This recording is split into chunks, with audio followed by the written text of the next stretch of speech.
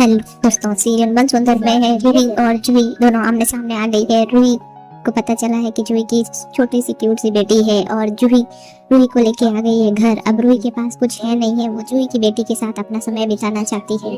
अब वो घर पे आ गई है उसकी बेटी की बाया बन के और हर वक्त घूंघट निकाल के रहती है।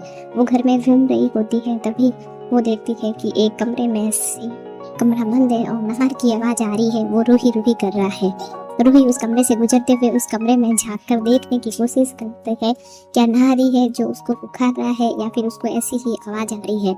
रूही भी कंफ्यूज हो जाती है कि जब नहार अपनी जिंदगी में आगे बढ़ चुका है तो वो मुझे क्यों पुकार रहा है। रूही उस कमरे में झांकने की कोशिश कर रही होती है आराम से कि मैं वहाँ देखूं कि वो क्या रहा है। और वहाँ पे नहार जो है उदास बेबस सा खड़ा है और उसको याद कर रहा होता है। तभी रूही के कंधे के ऊपर कोई आके हाथ रखता है और रूही डर जाती है कि कौन है जिसने आके उसके कंधे के ऊपर हाथ रखा है।